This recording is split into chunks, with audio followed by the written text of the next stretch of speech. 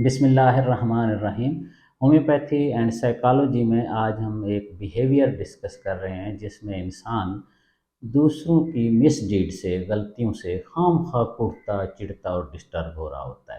ایک تو یہ کیفیت ہے نا کہ ان کی غلطیاں، ان کے مسائل یا ان کے پیدا کردہ ایشوز سے اس کو ڈائریکٹلی اثر ہو رہا ہو، یا وہ ماشاءاللہ اس درجے پر فائز ہو جہاں اس نے آفیشلی یا ویسے معاشرتی طور پر لوگوں کی اصلاح کرنی ہو، پھر بھی سمجھ آتی ہے کہ وہ فکر مند ہوتا ہے اور وہ تقاضے پورا کرتا ہے کہ تاکہ معاشرے میں فساد نہ ہو، ایشو نہ ہو۔ ایک یہ ہے کہ انسان اڑتا رہتا ہے، کر کچھ نہیں سکتا۔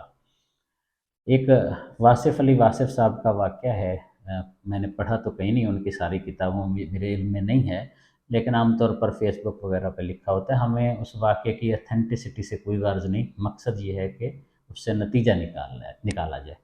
کہتے ہیں ان کے پاس ایک ان کا مہربان دوست مخلص ان کے پاس گیا اور کہنے لگا، دیکھیں جی قبلہ حضرت، اس قدر مسائل ہیں، اتنی دقت ہو گئی ہے، سوسائٹی اس طرح خراب ہو گئی ہے، بہت مسائل ہیں، مہنگائی اتنی چلی گئی ہے، میں تو دن رات پریشان ہوں، رات مجھے نیند نہیں آئی۔ واصف علی واصف صاحب نے پوچھا کہ یہ فرمائیں کہ اس میں آپ کا کوئی حصہ ہے، اس فساد میں، ان خرابیوں میں، اس مہنگائی کے بڑھانے میں آپ کا کوئی ہے حصہ؟ اس نے کہا، حضرت میرا کیا حصہ ہے، میں تو پریشان ہو کے اتنا ڈسٹرب ہوں، میرا حصہ ہو تو میں اسی وقت مسئلہ حل نہ کر دوں۔ اس نے کہا، اچھا کہا مسئلہ حل کرنے کا۔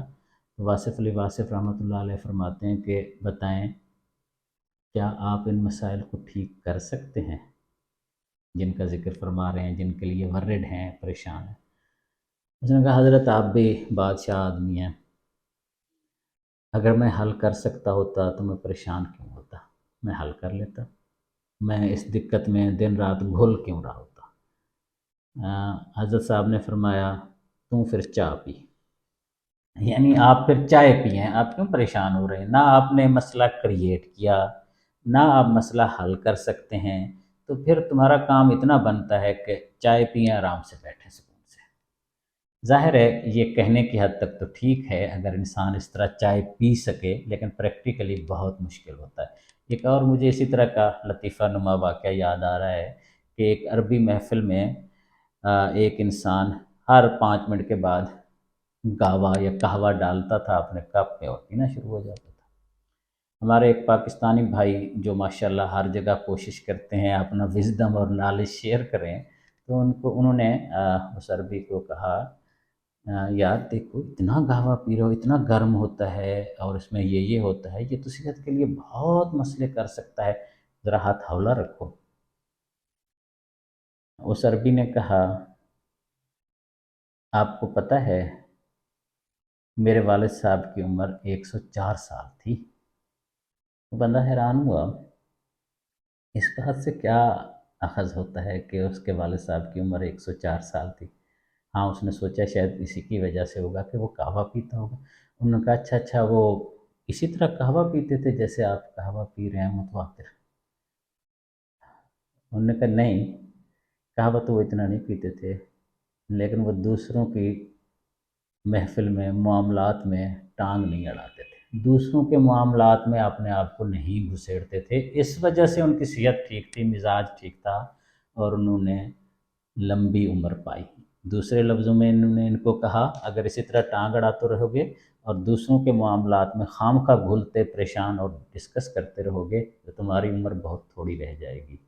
خیر، یہ واقعات کس حد تک صحیح ہوں یا نہ ہوں، ہمارے آس پاس بہت سارے ایسے لوگ ہوتے ہیں جو آئے دن کوئی نہ کوئی ایشو لیس ایشو یا ایشو بھی ہوتا ہے تو اس پہ، مثلا ڈالر اتنا مہنگا ہو گیا، مثلا امریکہ نے یہ تباہی کر دی، مثلا یہ حکومت یوں کر رہی ہے، یوں کر رہی ہے، دن رات تبصرے سن رہے ہیں، تبصرے کر رہے ہیں، بالعموم وہ وہی تبصرے کر رہے ہیں جو ٹی وی پہ اپنے پسندیدہ اینکر یا یوٹیوب پہ اپنے فیوریٹ اسپیکر، اینکر یا تجزیہ نگار کے سن کے آگے پھیلا رہے ہوتے ہیں۔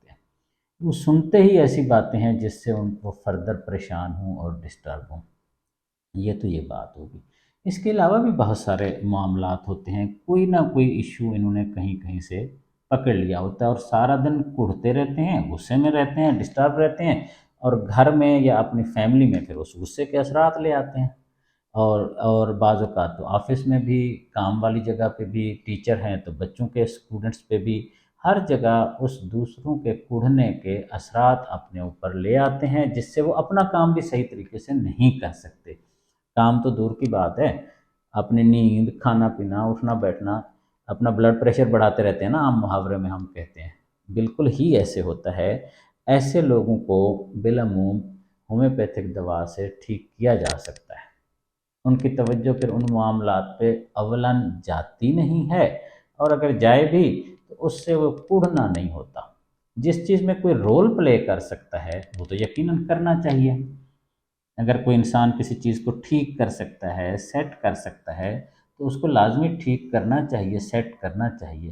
دوسروں کی مس ڈیڈز پہ جو لوگ متواتر کوڑتے رہتے ہیں، جلتے رہتے ہیں، غصہ کرتے رہتے ہیں، اپسیٹ رہتے ہیں، ان کا معدہ بھی خراب ہو جاتا ہے، ان کا پیٹ درد بھی ہوتا ہے بالعموم، اور مسائل بھی فزیکل لیول پہ، ایموشنل لیول پہ جاری رہتے ہیں۔ اس کی 3 دوائیاں بہت اہم ہیں۔ تینوں دوائیاں زبردست ہیں، بہت اچھا کام کرتی ہیں۔ میں ہومیوپیتھک ڈاکٹرز کے لیے ان کا نام بتا دیتا ہوں، پھر میں اپنی فیوریٹ یا میری ایسی میڈیسن پسندیدہ جو عام طور پر میرے پیشنٹس پہ جس نے بہت اچھا کام کیا ہے اور میں نے رزلٹ نکالا ہے، یہ بیسٹ پاسبل میڈیسن ہے ان تینوں میں سے۔ پہلی ہے اسٹیفس ایگریا، عام طور پر ایسے پیشنٹس کو اسٹیفس ایگریا کی ضرورت ہوتی ہے۔ دوسری میڈیسن ہے پوڈوفائلم، یہ نسبتاً کم درجہ ضرورت پڑتی ہے۔